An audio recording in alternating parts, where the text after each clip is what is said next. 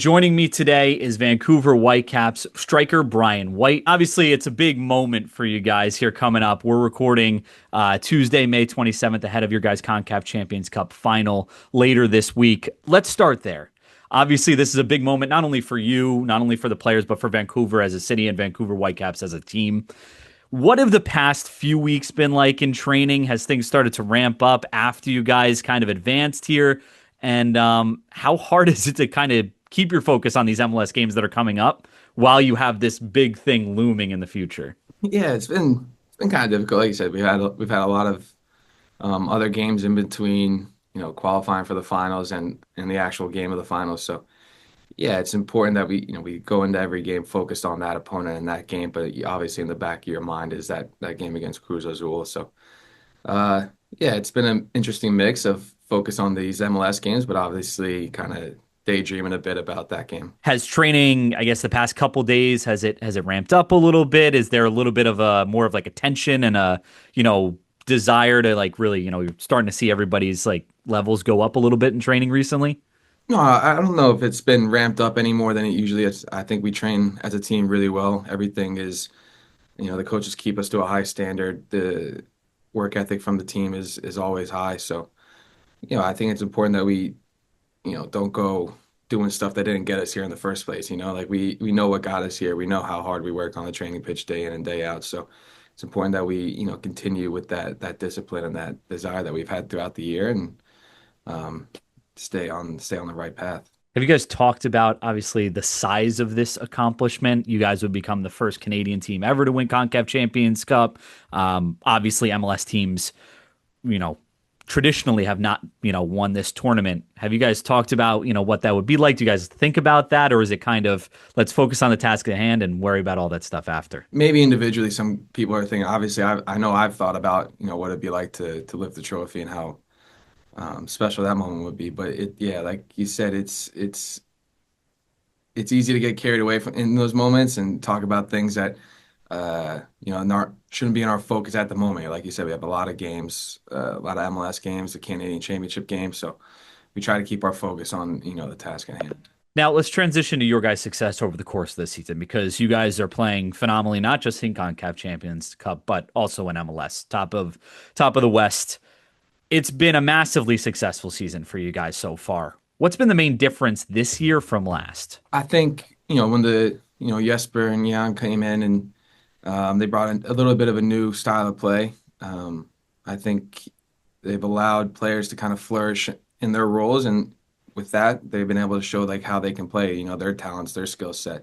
So I think they've been able to really get the best out of each and every player, and I think you're able to see that on the field. And then obviously when things start going well, the vibe of the group gets better, everyone's enjoying it. So then that snowballs. So there's just really good energy right now at the club and in the locker room. You guys feel like you have a little bit more freedom on the pitch to play kind of to your guys' strengths this year? I think so. I think, like I said, they give you freedom to express yourself and play your style of play with, respect and responsibility to, our style, our system. And yeah, so I think they put, the players in positions where they can be themselves and help the team in our structure and our discipline and the way we want to play. Now, you personally just reached 10 goals in a season for what I think is the fourth time in Vancouver, which is the first Whitecaps player to do so.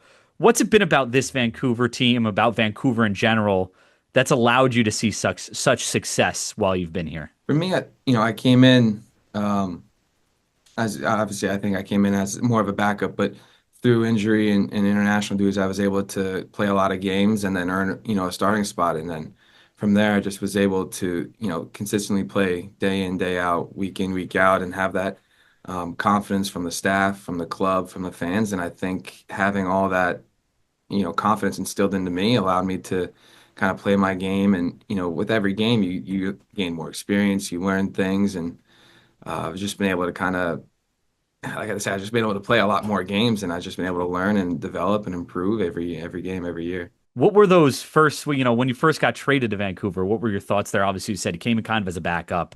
What were your thoughts when you got traded, and what were those first few days like adapting to it and kind of adapting to this new role and this new team? I was like, Vancouver's pretty far.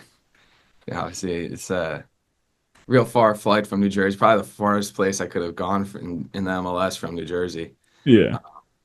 And then the team was also in Salt Lake at the beginning, so I was there for 2 months. So it was an interesting summer, it was an interesting start. But then you get to Vancouver and things start clicking. Ryan came into the fold shortly after me, so we started that connection really well on and off the field pretty instantly. So yeah, things just kind of clicked once we got back to Vancouver, and yeah, it's been a great time. Off the pitch, has there been elements of Vancouver that you've liked? Obviously, again, it's not only, I feel like, geographically different, there's also, it's a different world than New Jersey, I feel like, over there in Vancouver.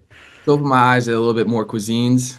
I was Yeah. never big on Asian cuisine really when I was in New Jersey. It was all pizza and pasta for me. Now I got the ramen, the pho, the sushi.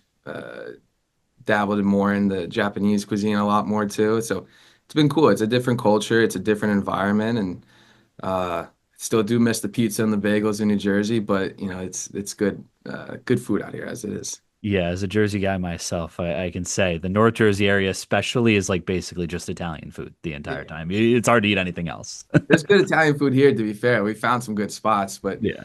the pizza, there's the New York style pizza shops here, and Yeah. nothing's like it.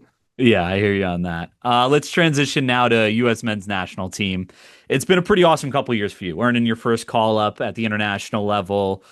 This year, getting called up, scoring your first international goal.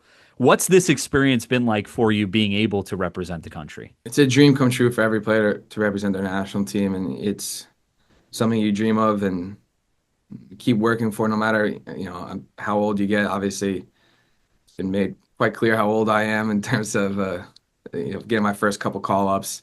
I think Bleacher Report got my age wrong, said I was 30 years old, which was kind of rude, but yeah, it's something I always dream of and always kept working towards. Always had in my back of my mind that hope I'd hopefully one day get called in, and it's a dream come true every time you get the chance to play for your national team and get called into camp. And I still sometimes just pinch myself that I'm going back again. It's like, all right, cool. Was there ever a doubt in your mind, maybe as, your career progressed and you started to, 27, 28 years old, you started, to get up there and your career was moving on, you hadn't been called up here. Was there any doubt in your mind that maybe that time wouldn't come? At the end of the day, it's not the decision's not up to me. The only thing I can do is play the best I can play, and you're like, all right, there's a lot of good players in this pool. A lot of good forwards that, especially that play overseas. So obviously, it's difficult to crack in. So for me, I wouldn't say it was necessarily doubt. I always kind of believe that, if I continue to play well, that I'll force my way in the door. And um, yeah, just been able to focus on what I can control, and that's kind of been the key for me. Do you remember the emotions of getting that first call up last year? I remember after the game, I do remember getting emotional when it was over because, like I said, I still pinch myself when I get called in because I don't know, like it's waited my whole life for the first call up, and then I was like, oh well, that was I never expected to continually get called in for whatever. It's always a blessing, and I always have to pinch myself because it's everything you dream of growing up.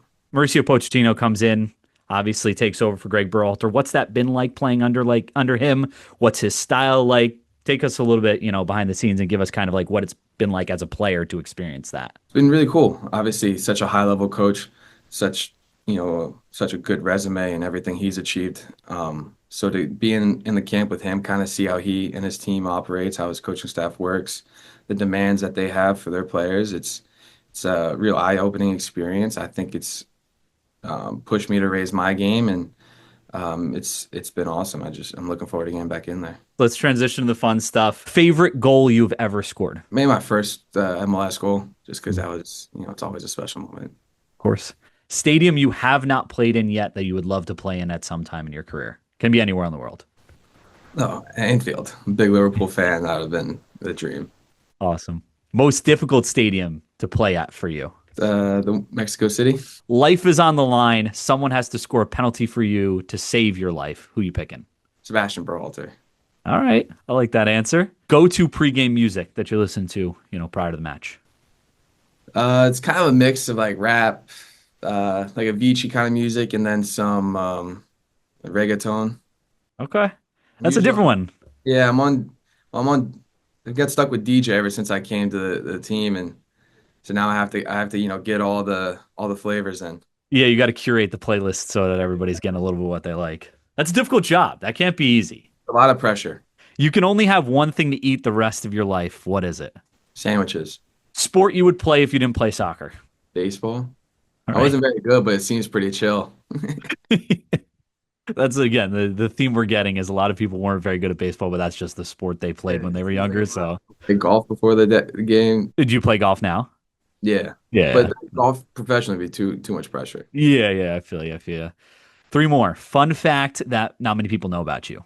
My well, I always say my the episode of in Friends when they scale the building, Yeah. my uncle owns the restaurant. Really? Restaurant, yeah. That's really cool. That's a fun fact. That's a good one. I like that Not one. really my it's not my restaurant, but I like the claim. Yeah, yeah, that's fair. That's fair. You know someone who Yeah. owns the restaurant. Favorite player growing up, Gerard. and who's your goat? Messi. Easy enough. Brian, thanks so much. We appreciate you taking the time. Best of luck this weekend, and hopefully, we'll see you lifting that trophy. Come, full time.